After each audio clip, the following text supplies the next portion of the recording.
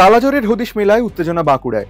বাঁকুড়া জেলার ওন্দা ব্লকের অন্তর্গত পাথরপুকুর গ্রামের ঘটনা। ওই গ্রামে মূলত আদিবাসী সম্প্রদায়ের 25 থেকে 30টি পরিবার বসবাস করে। তাদের মধ্যেই 50 বছর বয়সী এক প্রৌঢ় কালাজ্বরে আক্রান্ত হয়েছেন। জেলা স্বাস্থ্য দপ্তর সূত্রে খবর, দীর্ঘদিন ধরে জ্বরে ভুগছিলেন ওই ব্যক্তি। সম্প্রতি রক্ত পরীক্ষা করায় ওই রোগ ধরা পড়েছে। ওন্দা ব্লকে ওই পাথরপুকুর বলে একটা গ্রাম আছে, পুঞ্চা গ্রাম পঞ্চায়েত।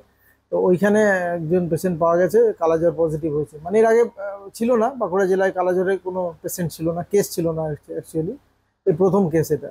মানে আমরা এখনো কেস সার্চ করে যাচ্ছি, এখনো আর কোনো কেস এখনো পর্যন্ত পাওয়া যায়নি। ওই গ্রামটা সবকটা ফ্যামিলি সার্চ করা হয়েছে, আশেপাশের গ্রামগুলোও চলছে, মেডিকেল ক্যাম্পও চলছে।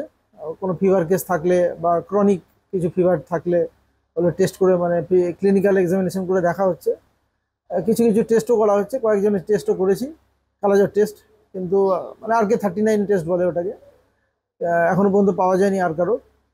ওই একটি কেস পাওয়া গেছে। ইতিমধ্যেই স্বাস্থ্য দপ্তরের বিশেষ টিম পাথরপুকুর গ্রামে গিয়ে গ্রামবাসীদের রক্তের নমুনা সংগ্রহ করার কাজ শুরু করেছে। এখনো অবধি আর কোনো ব্যক্তি ওই রোগে আক্রান্ত হননি।